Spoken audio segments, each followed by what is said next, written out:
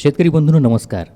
आज आपल्या स्टुडिओमध्ये ॲप्रो या संस्थेचे सन्माननीय निखिल केरवटकर सर आणि सत्यजित मिर्झापुरे सर आलेले आहेत. तर यवतमाळ जिल्ह्यामध्ये आणि खास करून आपल्या दारवा भागामध्ये कशा प्रकारे काम चालतं आहे हे आपण या दोन्ही मान्यवरांकडून जाणून घेऊयात. निखिल सर नमस्कार. नमस्कार सर. तर ॲप्रो संस्थेबद्दल थोडक्यात सांगा ना, म्हणजे आपल्या यवतमाळ जिल्ह्यात आणि खास करून दारवा तालुक्यामध्ये कशा प्रकारे आपण काम करता. सर्वप्रथम नमस्कार. मी निखिल केरवतकर. ॲप्रो संस्थेमध्ये गेल्या 3 वर्षापासून मी ॲज अ प्रकल्प गट व्यवस्थापक म्हणून काम पाहतो. ॲप्रो ही संस्था जवळपास 1960मध्ये कार्यान्वित झाली, स्थापन झाली आणि 1960 पासून ह्या वेगवेगळ्या माध्यमामध्ये ॲप्रो ही संस्था काम करते. जसं शेतकऱ्यांसाठी प्रत्येक विषयामध्ये जसं कापूस पीक असू द्या, सोयाबीन पीक असू द्या, या पिकावर वेगवेगळ्या प्रात्यक्षिका घेऊन म्हणजे जवळपास सुरुवातीपासून तर काढणीपर्यंत त्या पिकाचे आपण कशा प्रकारे नियोजन करायला पाहिजे त्या प्रकारावर मार्गदर्शन करते आणि वेगवेगळ्या स्वरूपात ते शेतकऱ्यांना मार्गदर्शन करून इनपुट सप्लाय करते आणि शेतकऱ्यांना जैविक पद्धतीमध्ये कशा प्रकारे उत्पादन वाढवता येईल आणि कमीत कमी खर्चामध्ये उत्पादन वाढवून आपला कसा विकास साधता येईल यावर जास्त लक्ष केंद्रित करत असतात. आणि सोबतच जे माती सुधारणा असू द्या किंवा पाणी पुनर्भरण असू द्या किंवा आणखी महिला सशक्तीकरण असू द्या किंवा वंचित घटकांना वेगवेगळ्या सुविधांना असू द्या, या वेगवेगळ्या विषयावर काम करत असते. वा, अतिशय छान. खरं तर आपल्या जिल्ह्यातल्या 2 महत्त्वाच्या पिकांवर आपण काम करता, कापूस आणि सोयाबीन. बरोबर. तर एकंदरीतच या भागामध्ये काम करताना जसं आपल्या जिल्ह्याला एक दुर्घटना पण झालेली आहे, म्हणजे पहिली आत्महत्या आपल्या यवतमाळ जिल्ह्यामध्ये घडली आहे आणि या सगळ्या शेतकऱ्यांसाठी तुम्ही अशा प्रकारे काम करताय. पण साधारणतः या परिसरातल्या किती गावांमध्ये आपलं काम चालतं? साधारण सर यवतमाळ जिल्ह्यामध्ये जवळपास आमचे 7 PU आहे आणि प्रत्येक PUमध्ये जवळपास 40-45 गावं कवर्ड आहेत. अच्छा. आणि दारव्या तालुक्यामध्ये आमचे 27 गाव कवर आहेत. जशी तुम्ही आता जसं म्हटलं जी आपल्या इथं दुर्घटना घडली तशी साधारणतः 2017मध्ये आपल्या इकडे जे शेतकऱ्यांनी मोनोक्रोटोफासचा जास्त अतिवापर झाला होता, त्यामध्ये विषबाधा झाली होती, फवारणी झाली होती आणि 17 लोक त्यामध्ये दगावले होते आपल्या इथे. तर मग त्याच्यावरही आमचं भरपूर सारं काम चालू असते. जवळपास आमचे 27 गावामध्ये जवळपास 4715 शेतकरी आज आमच्यासोबत जोडून आहेत दारव्या तालुक्यामध्ये फक्त. वा, खूप छान. खरं तर आपल्या जिल्ह्यामध्ये अशा प्रकारच्या NGO जेव्हा काम करतात तेव्हा आम्हालाही खूप छान वाटतं. कृषीसोबतच आपण नैसर्गिक शेतीचं देखील काम करता. पण हे सगळं करत असताना गावामध्ये जाणं, लोकांना भेटणं, शेतकऱ्यांना भेटणं हे थोडं जिकिरीचं आहे का सर? कारण बऱ्याचदा ऑफिसमधून निघाला आपण गावामध्ये जातो लोकांना भेटायला, बऱ्याचदा कामाच्या निमित्तानं लोक भेटत नाहीत. तर हे सगळं तुम्ही मॅनेजमेंट कसं करता? मी सत्यजित मिरापुरे ॲज अ फील्ड फॅसिलिटर आहो. आम्ही ग्राउंड लेवलला काम करतो. आम्ही आता गावात काम करत असताना आम्ही आमच्याकडे प्रत्येक असे शेतकऱ्याचे गट्स तयार केलेले आहे गावामध्ये. 25 ते 40 जणांचे असे गट आहे. एका गावातनी कमी 4, 5, 7 असे गट आहे. त्या प्रत्येक गटाला आम्ही ट्रेनिंग देत असतो. असं आमचे 6 प्रिन्सिपल आहेत. त्या प्रिन्सिपलवर आम्ही ट्रेनिंग देत असतो. म्हणजे मॉड्यूल असते आमचे 4, पहिलं, दुसरं, तिसरं, चौथं. पहिलं समजा पेरणीपूर्व मशागत असते पहिलं, दुसरं असते आमचं IPMR, INM, फायबर क्वालिटी, या सर्व आम्ही ट्रेनिंग देत असतो शेतकऱ्यांना. आणि सोबतच आमचे काही डिसेंट वर्क असते आमचं. त्यामध्ये काय असते, वंचित घटक, लेबर यांच्यासोबत पण आमचं काम चालते. यांना पण आम्ही ट्रेनिंग देत असतो. बरोबर. म्हणजे प्रत्यक्ष शेतकऱ्यांसोबत, गावकऱ्यांसोबत तुमचा संपर्क येतो आहे. हो. कशा प्रकारे लोकांची किंवा शेतकऱ्यांची मानसिकता असेल किंवा प्रतिसाद असेल, एक NGOचे प्रतिनिधी जेव्हा गावामध्ये जातात कशा प्रकारे लोकांचा तुम्हाला सपोर्ट मिळत असतो? सपोर्ट आम्ही ट्रेनिंगच्या माध्यमातून देतो. जे आता LG वाईज मिळतात ते नाही मिळालं तर आम्ही होम व्हिजिटसुद्धा घेतो. ते म्हणजे घरोघरी जाऊन आम्ही माहिती देत असतो. तर सुरुवातीला लोकांना कन्व्हिन्स करणं किंवा माहिती देणं अवघड गेलं का? नाही, सपोर्ट चांगला मिळाला त्यांचा. अरे वा, खूप छान. तर सर आपण निखिल सरांना विचारूया, या शेतकरी बांधवांसोबत आपण काम करताना एकंदरीतच आपल्या ॲप्रो संस्थेचं जे काम आहे युनिट लेवलला कशा प्रकारे आपण मॅनेज करत असता? सर कसं आता तुम्ही जसं विचारले, जे शेतकरी आहेत, कारण आम्ही जे ग्राउंड लेवलला जे काम करत असतो शेतकरी आम्हाला फुल सपोर्ट करतात. कारण आमचा जो स्टाफ आहे हा लोकल लेवलचा स्टाफ आहे. आम्ही त्यांच्याच गावामधले स्टाफ उभा केलेला आहे. जवळपास आमचे 14 जे कृषी मित्र आहेत, 14 कृषी मित्र हे प्रॉपर दारव्यातले आहे. अच्छा. आणि त्यामुळे मग शेतकरी कसे आहेत त्यांच्या जवळचे आहे आणि शेतकऱ्यांना आम्ही कुठल्याही प्रकारचं कोणते उत्पादन विक्रीच देत नाही. त्यामुळे शेतकरी काय आहे आमच्यासोबत जुडलेले आहे. आम्ही त्यांना मोफत मार्गदर्शन देतो. त्यांना वेळोवेळी त्यांना जे प्रश्न उद्भवतात त्या प्रश्नावर आम्ही वेळोवेळी त्यांना मार्गदर्शन करतो. त्यामुळे शेतकऱ्यांचा लगाव हा आमच्याप्रती चांगलाच आहे. आणि आम्ही त्यांना कधी ट्रेनिंग असू द्या किंवा कोणत्याही प्रकारचं प्रात्यक्षिक असू द्या, त्यांना आम्ही डायरेक्ट फील्डवर जाऊन त्या गोष्टी आम्ही त्यांना करून दाखवतो. त्यामुळे शेतकऱ्यांचा प्रतिसाद हा आम्हाला चांगलाच भेटतो. खूप कारण आम्ही फक्त मार्गदर्शन करून त्यांना सोडून देत नाही, तर कारण कंटिन्युअस आम्ही त्यांच्या फ्लोमध्ये टचअपमध्ये असतो. वा, खूप छान.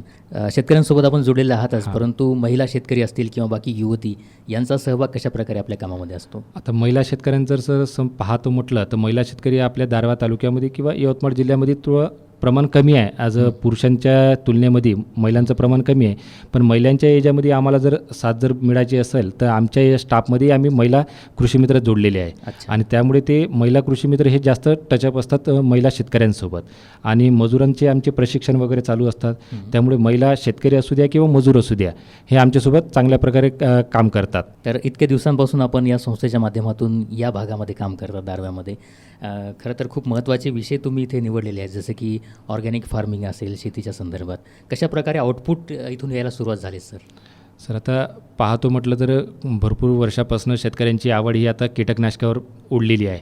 पण आता त्यावरून आम्हाला जैविकवर आणायला थोडासा त्याच्यामध्ये वेळ लागून राहिला आहे. पण आज शेतकरी आपले थोडे त्याच्यामध्ये परिवर्तन करत आहेत आणि शेतकरी आता ॲटोमॅटिकली ऑर्गॅनिक फार्मिंगकडे वळत आहे. कारण आजची जी स्थिती पाहतो म्हटलं तर आजची स्थितीमध्ये ऑर्गॅनिक फार्मिंगचा कल हा वाढलेला आहे.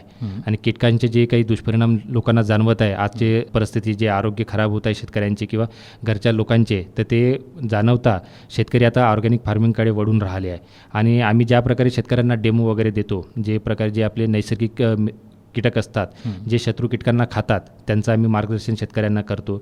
जे जैविक घटकांपासून जे कीटकनाशक तयार होतात त्याचे प्रात्यक्षिक आम्ही शेतकऱ्यांना देऊन त्यांच्या थ्रू आम्ही ते फवारणी वगैरे करून घेतो. आणि त्यामुळे शेतकऱ्यांचा कल आणि जो कीटकनाशकाचा दुष्परिणाम आणि नैसर्गिक कीटकनाशकापासून होणारे फायदे हे लक्षात घेता आता शेतकरी त्याच्याकडे प्रोत्साहित होत आहेत. नक्कीच सर. पण बऱ्याचदा आपण बघतो की पेरणीच्या वेळेस शेतकरी बांधव दुकानात जातात, कृषीच्या दुकानामध्ये, तिथून रासायनिक खत, त्याच्यानंतर फवारणीच्या वेळेस औषधी घेऊन येतात. पण मातीची पत राखण्यासाठी किंवा मित्र कीटकांचं जसं आपण सांगितलेलं आहे, याला रिप्लेस म्हणून ऑर्गॅनिक फार्मिंगमध्ये नैसर्गिक किंवा जैविक औषधं किंवा खतं कशा प्रकारे आपण त्यांना म्हणजे सजेस्ट करता किंवा त्यांच्याकडून बनवून घेता, कशा प्रकारे? जर तसं पाहतो म्हटलं सर, आम्ही जास्त करून जे FIM आपण जे म्हणतो शेणखत, शेणखताचे आम्ही प्रात्यक्षिक घेत असतो. शेणखतात जे कारण आज प्रत्येक शेतकरी आपला हा डायरेक्ट काडी कचरा हा डायरेक्ट उकिरड्यावर किंवा आपल्या रस्त्याकाठी किंवा शेतामध्ये एका जागी गोळा करतो. त्याच्यामध्ये काय आहे की सूर्यप्रकाश असू द्या किंवा पाणी असू द्या, पाण्याच्या किंवा सूर्यप्रकाशाच्या डायरेक्ट संपर्कात आल्यामुळे त्याच्यातलं जे न्यूट्रिएंट आहे किंवा अन्नद्रव्य आहे ते खतम होऊन जाते किंवा ते शेतीत ज्यावेळी आपण शेतकरी टाकतो त्याला त्या शेतीला तेवढे मूलद्रव्य भेटत नाही. त्यामुळे आम्ही एक प्रॉपर प्रक्रिया करतो, जसं वेस्ट डिकम्पोजरची प्रक्रिया करून त्यांना व्यवस्थित कुजवणे आणि ते कुजवून व्यवस्थित ज्या प्रकारे ते शेतीत टाकतात त्यामुळे जे अन्नद्रव्य ते शेतीला मिळतात. त्यामुळे काय होते की जे अकुजलेलं आहे, जे अर्धवट कुजलेलं किंवा न कुजलेलं जे शेणखत शेतात टाकतात त्यामुळे गवताचा प्रसार जास्त प्रमाणात वाढतो आणि कीटकांचा बुरशीचा प्रकार वाढतो आणि कीटकांचा प्रसार त्या माध्यमातून होतो. जसं आपण जे अळी म्हणतो ना, हुमणी अळीचा प्रादुर्भाव जास्त प्रमाणात आढळतो. तर त्यामुळे आम्ही काय करतो, वेस्ट डिकम्पोजरचे डेमो घेऊन शेतकऱ्यांना प्रात्यक्षिक करून ते डायरेक्ट कुजवून शेतामध्ये टाकण्याचं आम्ही प्रोत्साहन करतो.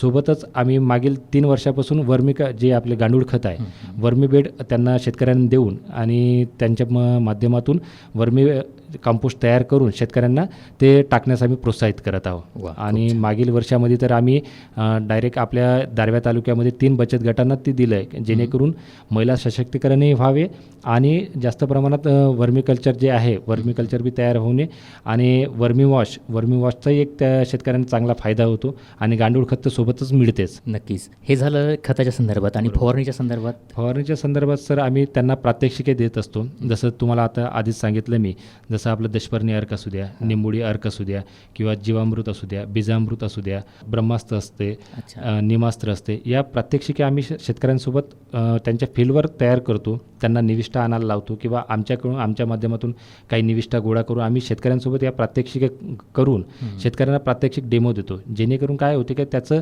जो परिणाम आहे हे शेतकऱ्याला जाणीव होतो आणि जो कीटकनाशकाचा जो अवाजवी खर्च आहे तो खर्च टाळता येतो. आणि सोबतच आमच्या प्रोजेक्टच्या माध्यमातून काही गोष्टी आम्ही शेतकऱ्यांना इनपुट सप्लायसुद्धा करतो. जसं ट्रायकोडर्मा झालं, बवेरिया झालं, वर्टिसेलम झालं, मेटॅरायझम झालं, निंबोडी अर्क झालं, ह्या गोष्टी आम्ही फ्री ऑफ कॉस्टमध्ये 100% याच्यामध्ये शेतकऱ्यांना ते पुरवठासुद्धा करतो. वा, आम्ही ते. खूपच छान. पण हे सगळं वापरताना सत्यजित सरांना मला असं विचारायचं आहे की हे नैसर्गिक किंवा जैविक औषधं वापरताना शेतकऱ्यांचा कल किंवा दृष्टिकोन कसा होता आणि वापरल्यानंतर त्यांचे काय तुम्हाला इनपुट्स म्हणा मिळाले शेतकऱ्यांकडून किंवा काय बदल झाले शेतकऱ्यांमध्ये?